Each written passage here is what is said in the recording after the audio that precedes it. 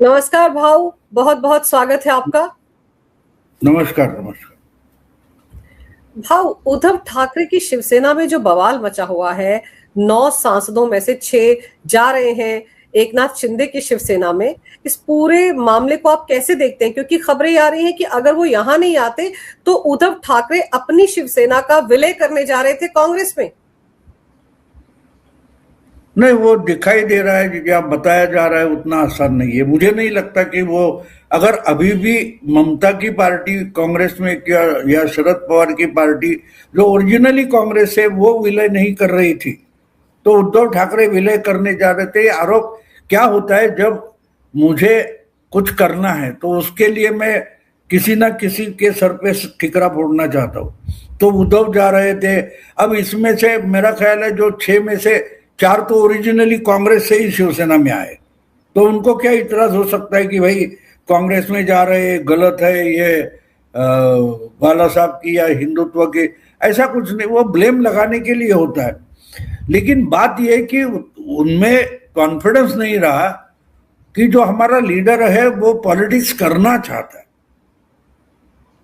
ये भी हमें समझ लेना चाहिए कि अगर उद्धव ठाकरे पॉलिटिक्स करने में रिलक्टेंट है, उनको कुछ करना नहीं है, आप कुछ करके लाओ और मुझे खिलाओ, मैं कुछ करने वाला नहीं हूं, अगर ये एटीट्यूड रहा तो क्या करोगे आप उनके हाथ के नीचे काम करके अपना पेट पालना चाहोगे या उनका पेट पालने के लिए मजदूरी करोगे? उद्धव ठाकरे की स्टाइल ऑफ फंक्शनिंग, पहली बार भी पार्टी टूटी तो एक बात बार बार आपको समझ लेनी चाहिए कि उद्धव ठाकरे को कुछ भी करना नहीं है।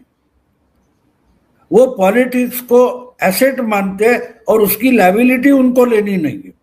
आप किसी भी बिजनेस करो, काम करो, नौकरी करो, जिम्मेदारी ले लो, उसमें 2 भाग होते हैं, एक होता है एसेट और दूसरी होती है लायबिलिटी।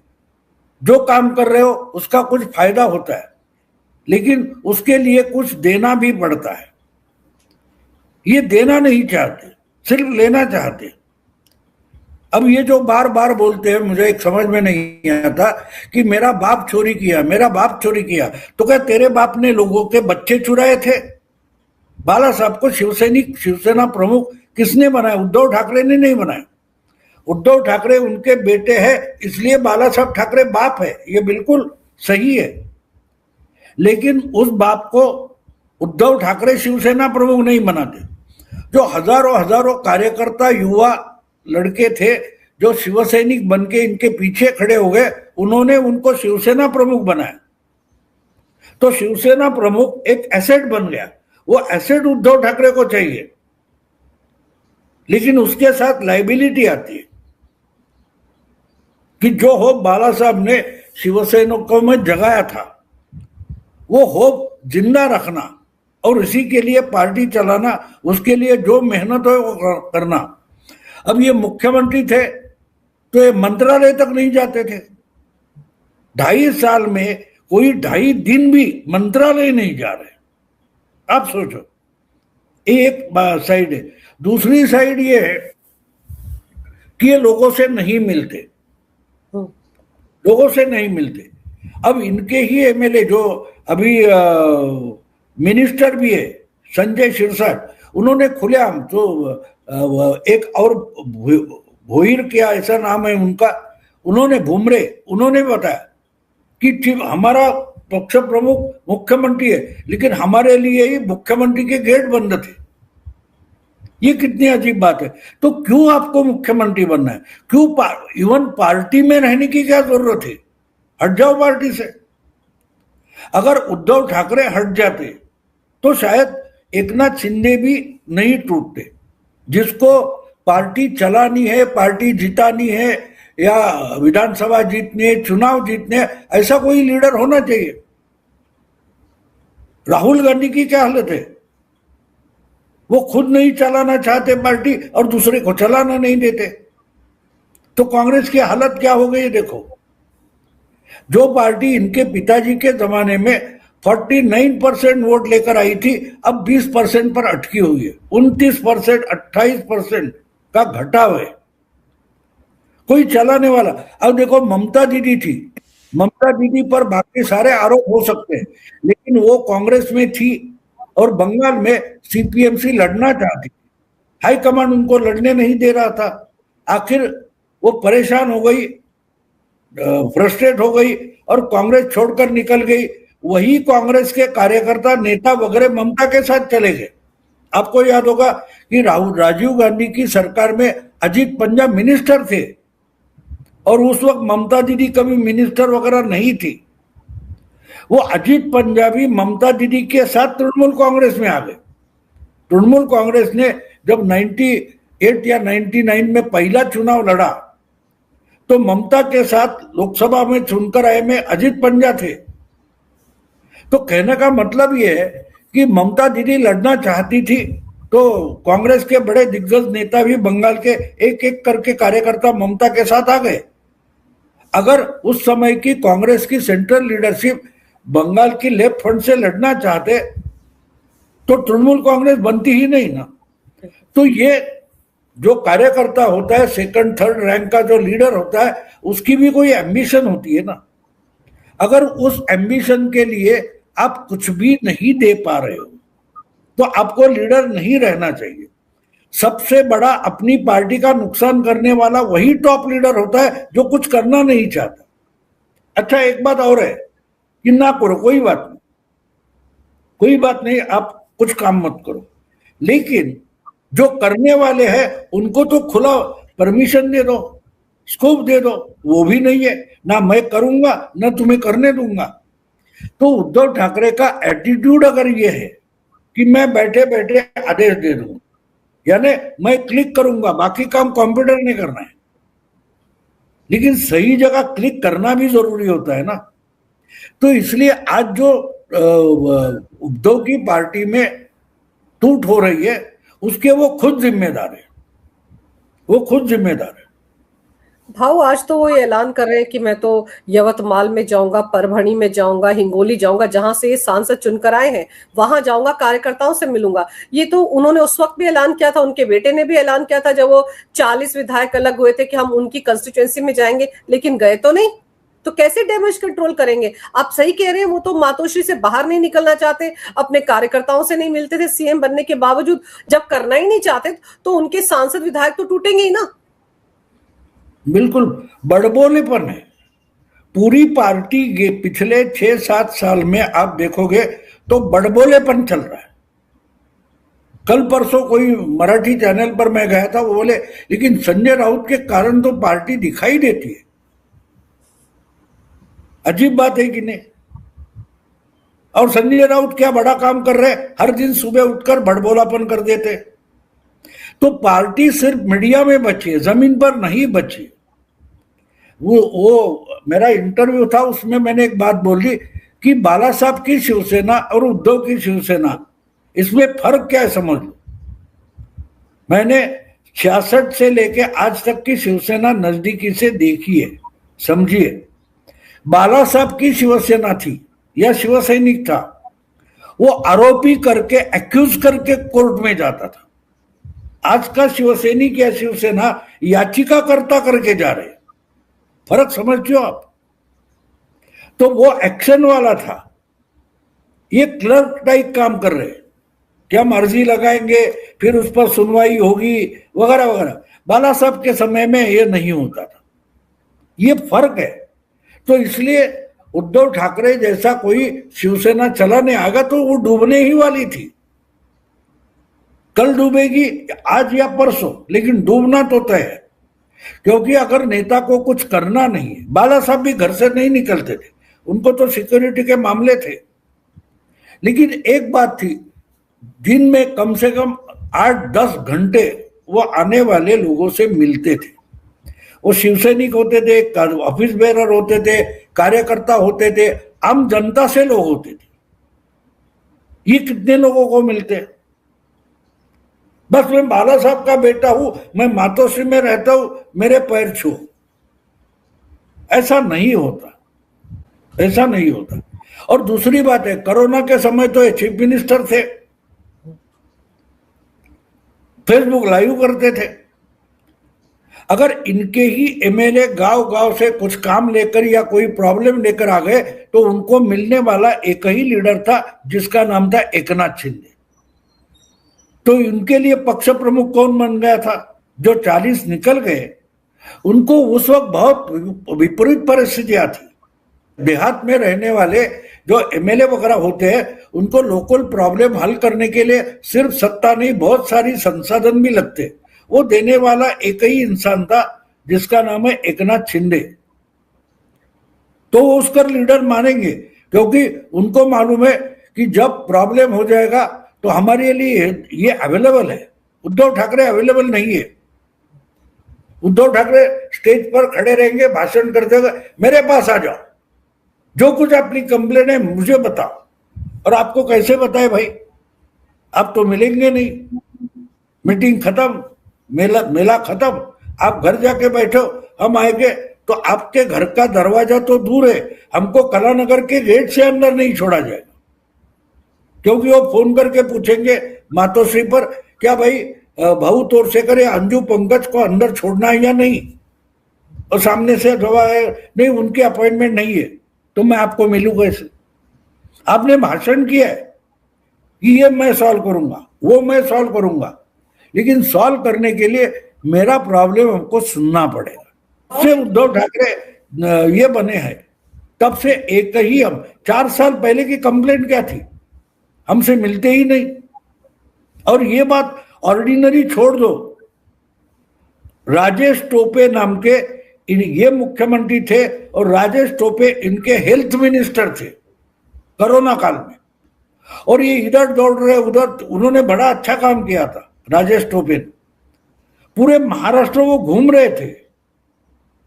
और एक बार पुणे के जो गवर्नमेंट का अस्पताल है ससून हॉस्पिटल, वहां के डॉक्टरों ने कुछ प्रॉब्लम बताया, उन्होंने फोन किया था, उद्धव ठाकरे ने उनका फोन तक उठाया नहीं। उस मिनिस्टर की उस अस्पताल में क्या इज्जत रही?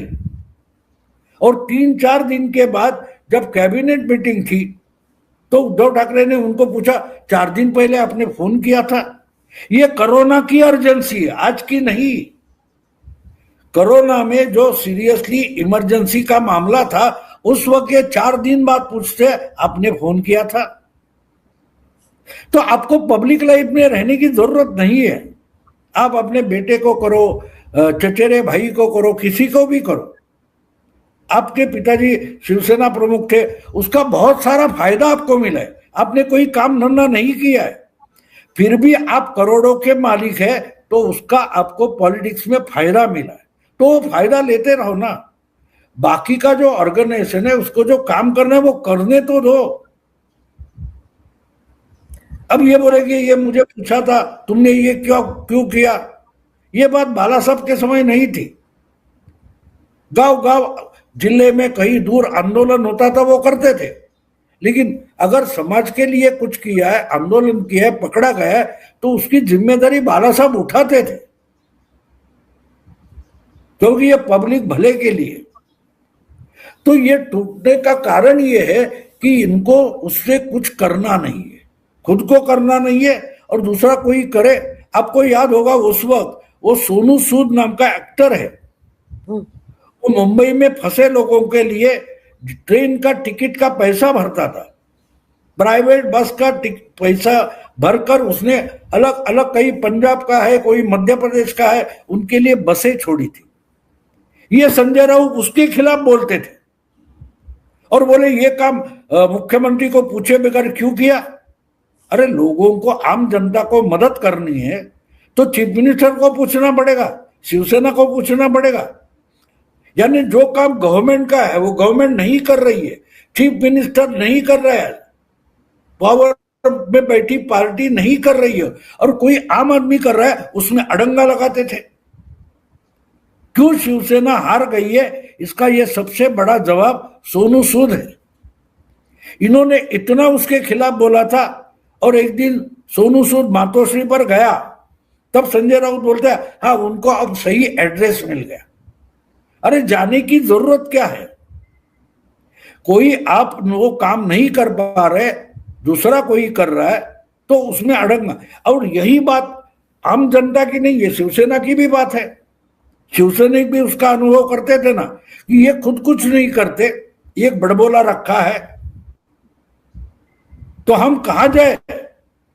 तो वो जो एकनाथ शिंदे के पास जाते थे, उनकी एकनाथ शिंदे के साथ एक निष्ठा और लॉयल्टी बन गई, तो वो गद्दार है।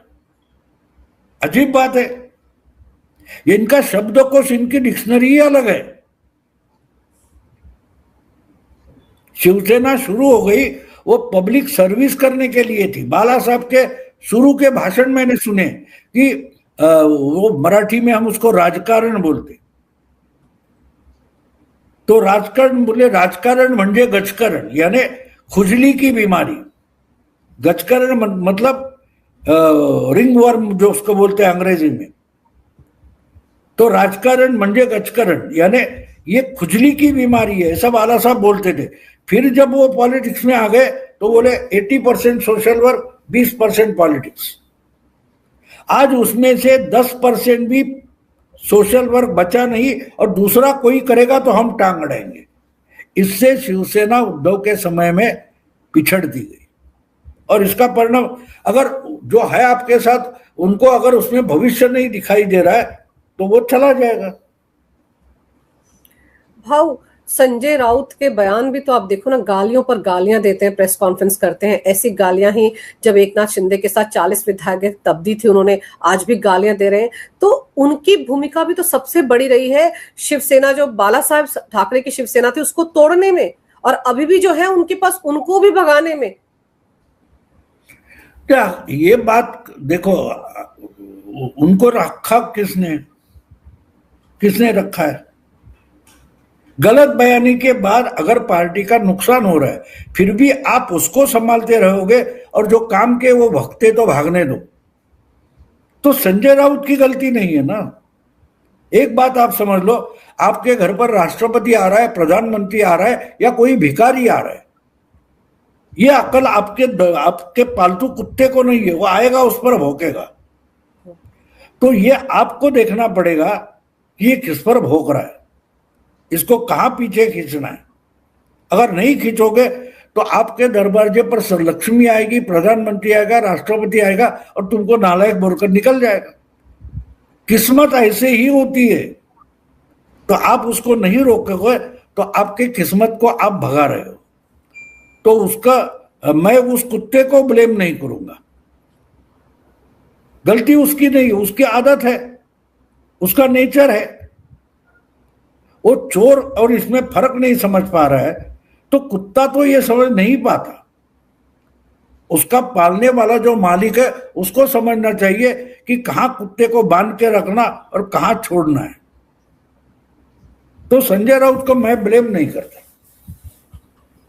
पर भाव, जैसे संजय राउत के साथ बड़ा प्यार है उद्धव ठाकरे को, वैसे ममता बनर्जी अपने भतीजे के चलते डूब रही हैं।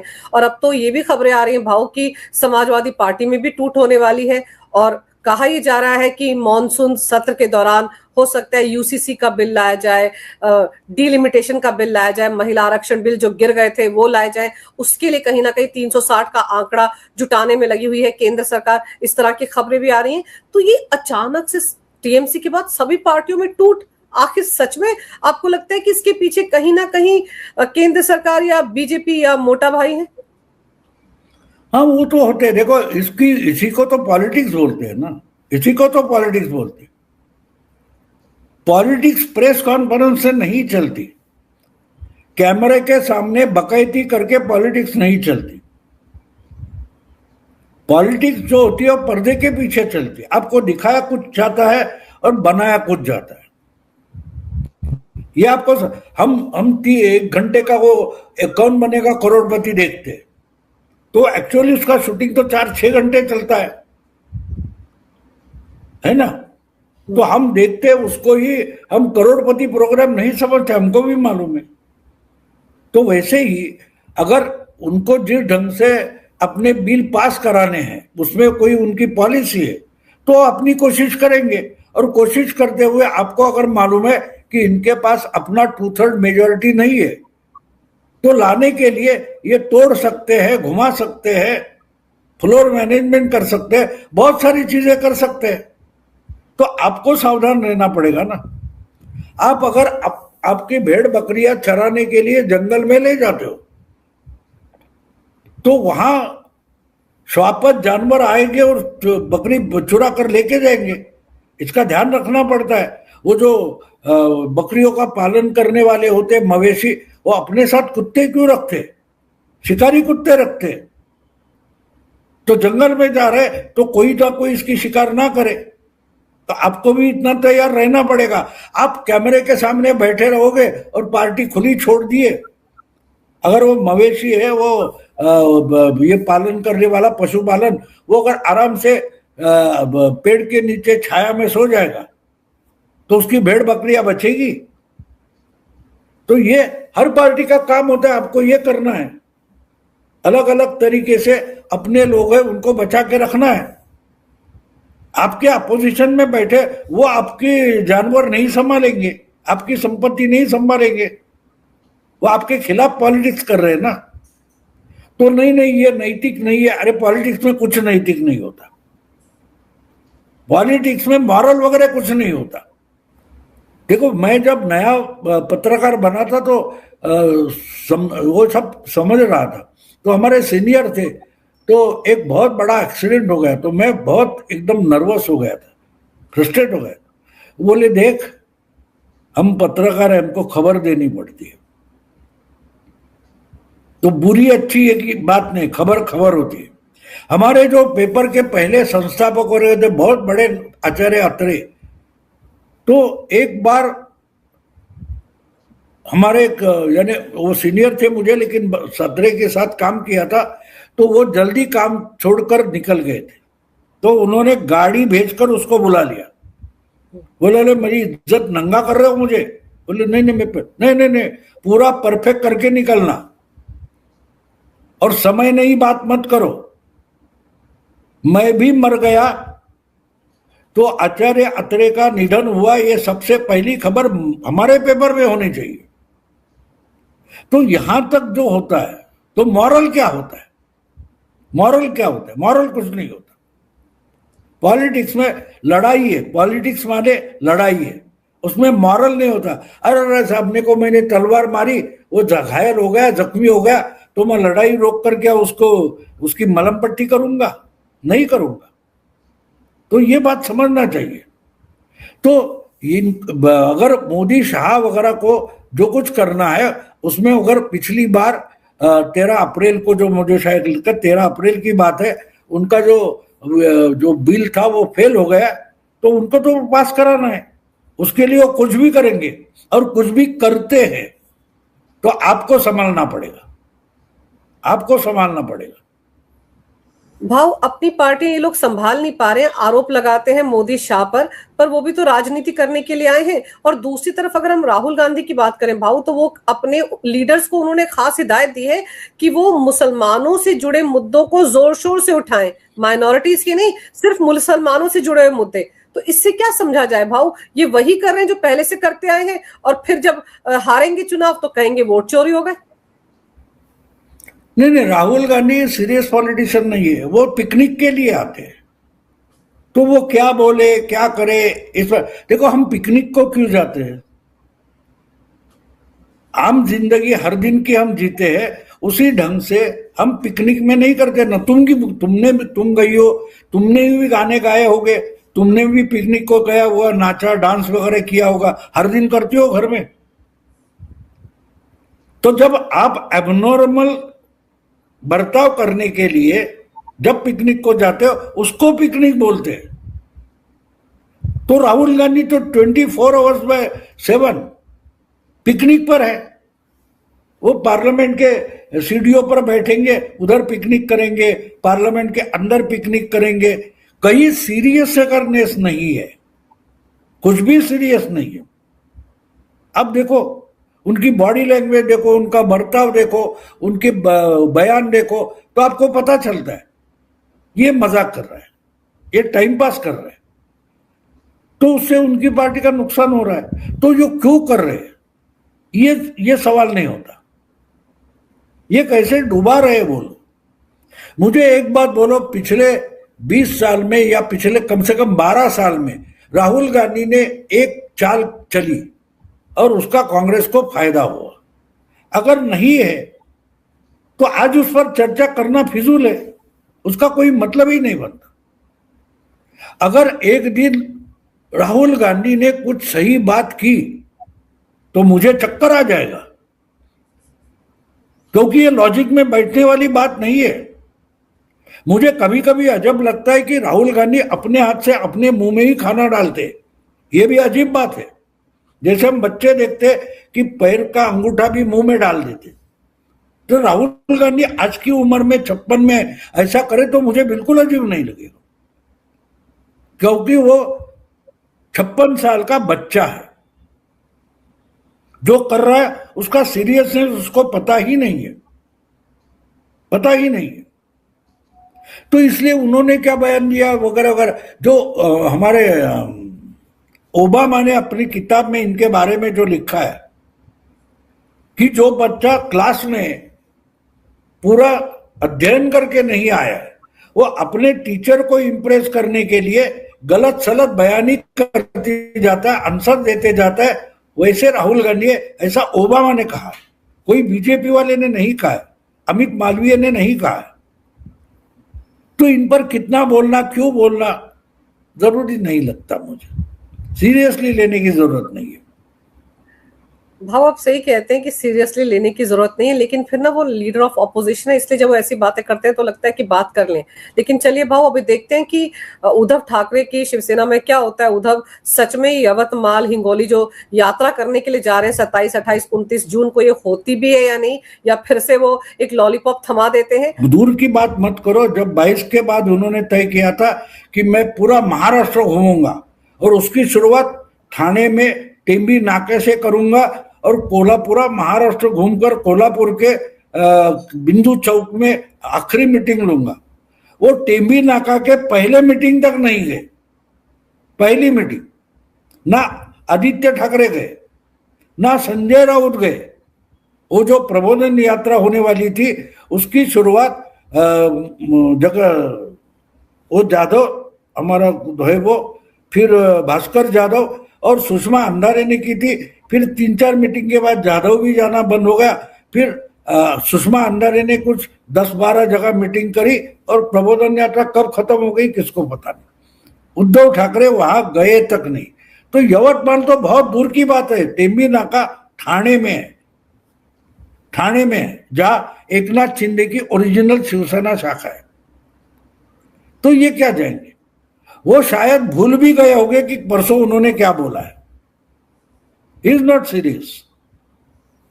बाऊ, लेकिन अगर सच में बची खुची शिवसेना जो उनके हाथ में उसको बचाना है तो कुछ हाथ पांव तो उनको मारने पड़ेंगे। अब सच में वो घर से बाहर निकलते हैं, मातोश्री से निकलते हैं, इस पर भी सबकी नजरें रहेंगी। लेकिन भाऊ, आपने समय निकाला, बहुत विस्तार से महाराष्ट्र की राजनीति से जुड़ी इस खबर पर बहुत गहरी जानकारी मेरे दर्शकों को दी। आपका बहुत बहुत धन्यवाद। नमस्कार।